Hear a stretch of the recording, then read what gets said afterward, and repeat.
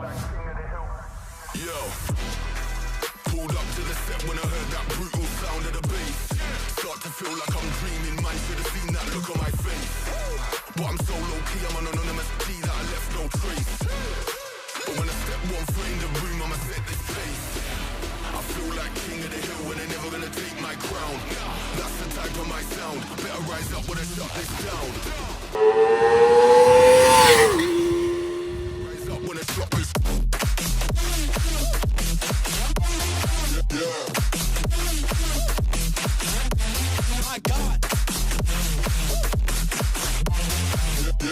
Hello everybody, welcome to the channel. This time we're talking about Kawasaki ZX4RR, this machine, and so far this is my favorite bike. This is by far the most elite feeling bike that I've ever come across. It feels so good, it feels so expensive, so VIP, if you know what I'm talking about, that I think that 10,000 bucks, or how much do you need to pay for it, is a pretty alright price, to be honest. Initially it was like, oh, 10k for a bike like this, which has only 400cc, even though it has 4 cylinders. I thought it would be a bit too much. But right now, guys, taking how high quality it feels, I feel like it is worthy. 10k, no problem. And the first thing I want to talk about is this 4-cylinder liquid-cooled engine, which has 77 horsepower, 39 Nm of torque at 13,000 RPM. So you have to rev it up really high.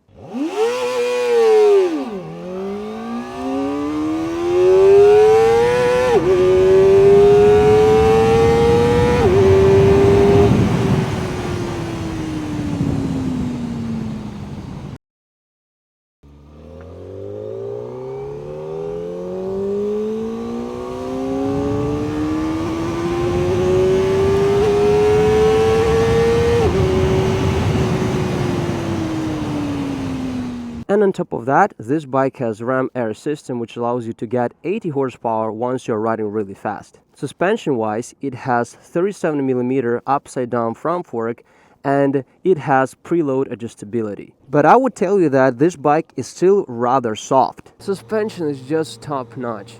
It feels elite. Some people, they have been complaining about the suspension. They were saying that even though you can adjust preload, but it's still not as hard as it has to be for a track. It's hard for me to say because I'm not riding on a track, but for a city, guys, I would tell that the suspension feels so good. And from behind we have a fully adjustable monoshock. The same monoshock could be found on ZX10, and the suspension, by the way, comes from Showa, so it's not KYB suspension, which is a bit more sport oriented. From the front, Kawasaki has 290mm dual disc. It has 4-piston caliper. Here we can read Kawasaki, but actually the caliper, as far as I can tell, comes from Nissan. Alright, braking test, guys.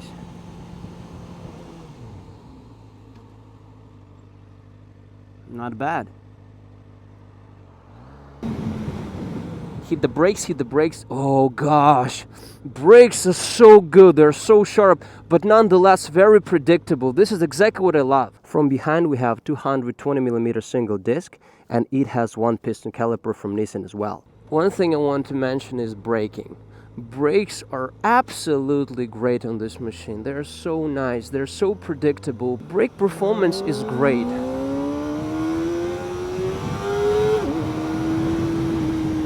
I'll tell you what I think about the ergonomics of this bike. Guys, to be honest, this is a really cool sport machine. So if you're riding fast or if you're racing, you just put your chest on the tank like this, and once you're leaned over, once you're in this stacked position, you feel so good. This bike is very confidence inspiring.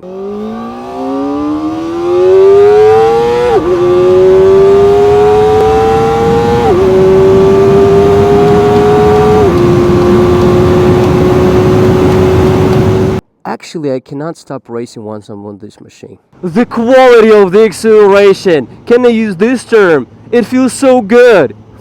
This is one of the most addictive bikes I have ever ridden in my life. And it's not crazy fast, but somehow it feels so good. The acceleration, guys, is very smooth, but very addictive. You feel very stable, you know? and you feel as if you have control over this machine. The seat is pretty comfortable. As far as I can tell, it has memory foam, so it'll be pretty nice to ride for a long time. This machine is very sporty, but still kind of alright for long-term traveling around the city. And I would tell you guys that this position is very comfortable. However, once I'm riding with the passenger, I don't feel that good, and my passenger doesn't feel good as well. I need to share my private things, alright? The seat height is 800 millimeters, which is just incredibly comfortable for me. The only complaint I have is that once I'm riding with the passenger, my private area is constantly hitting the tank, and it doesn't feel good, to be honest. I would not lie. Once I'm running with the passenger and I see some emergency on my way, I hit the brakes. Even though I'm squeezing the bike as hard as I can, still I am hitting the tank with my private area, and this is not a very nice feeling, to be honest. But other than that, when I'm riding by myself like I do now, I feel great. I feel really good. I feel as if I can ride for a long time. I am not cramped. The food packs are pretty high, but not too high. And speaking about the tank, it has 15-liter capacity, which is more than enough in my books. I love this machine a lot, but one thing I would say is that this is not the best bike for a city for sure. First thing that I don't like about it is that bottom end torque is pretty poor. But again, this is a legit sport bike, so if you want to go fast, you have to be in this red zone. I still think that this is not the most optimal bike for a city just because it has pretty poor bottom end torque. But overall, guys, this bike is more than enough for a city, and if you want to go fast, you just need to rev it up a bit more than other bikes, which might be a problem in the traffic for sure. It doesn't have this immediate power like KTM 390 or something, but overall, of course, this bike is way faster. It starts going fast after like 8, 9, 10,000 RPM, so it takes some time to get there. But once you're there, guys, you're just flying as if you're on a jet. It feels so good. Probably this bike doesn't feel too good in a traffic jam like this. I mean, this bike isn't cheap, so I don't want to jeopardize the well-being of my bike. But yeah, you can still squeeze through if you want, like I do right now, which is a stupid thing to do on a bike like that. Yeah, so this bike is for a track, this bike is for twisties, but not for traffic jams like this. But yeah, you can still squeeze through.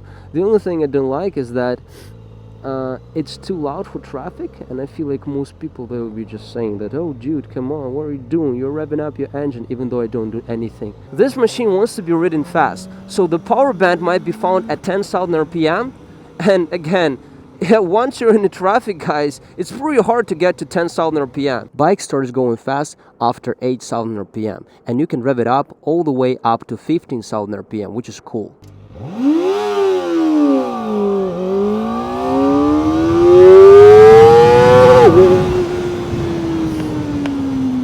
Hit the rev max at 108 kilometers per hour. Design-wise, this machine is very beautiful. Of course, sometimes it's pretty difficult to tell it apart from Ninja 400, but overall, Ninja 400 and this bike, they look really good. But again, this is like Ninja 400 on steroids. We have better suspension, we have a bit modified look, which I like a lot. But guys, the biggest difference in between this bike and Ninja 400 is not in design, but it is definitely in the sound and the engine. Listen to that. Oh, this is ferocious. This bike sounds mean.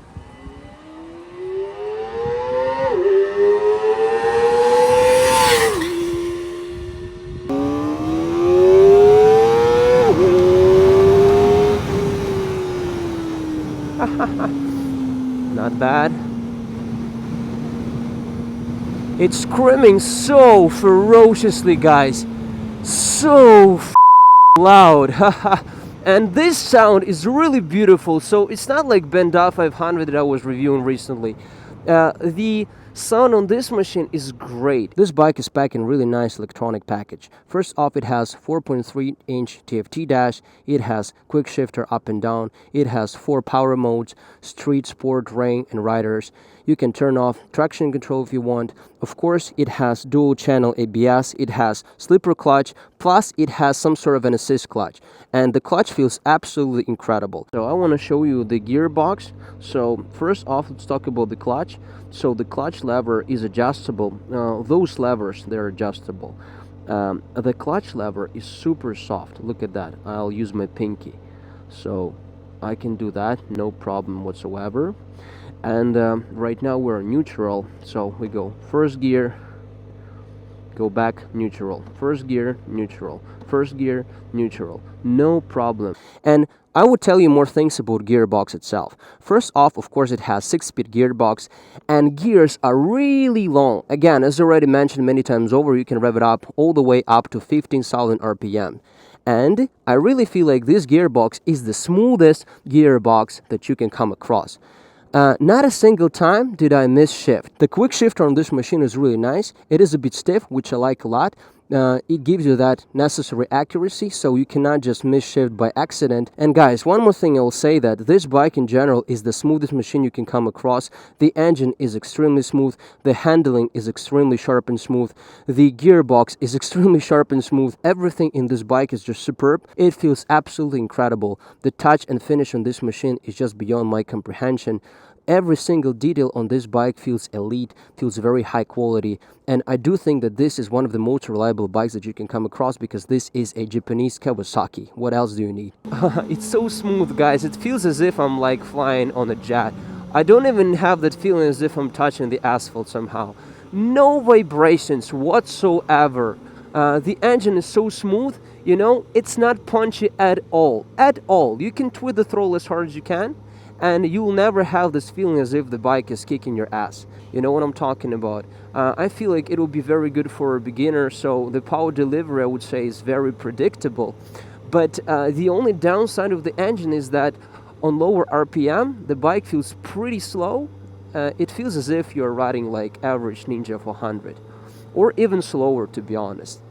So you have to keep it in high revs all the time if you're racing.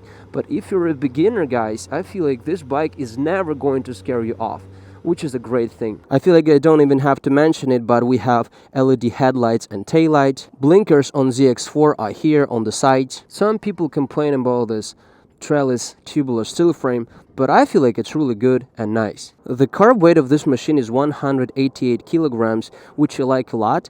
There is Cow 450RR, which is only 165 kilograms. But to be honest, guys, this bike is so stable, I feel like if it would be a bit lighter, it will be a big problem. I really like the stability on this machine, and I feel like Kawasaki, they just found a sweet spot. Alright guys, so this was my humble opinion on ZX4RR. This bike is just incredible. By far the smoothest bike that you can come across. I love it so far. And guys, if you want to see a comparison video between ZX4RR and Cow 450RR, please leave me a comment below, hit the like button, and of course, I see you in next videos. Bye everybody.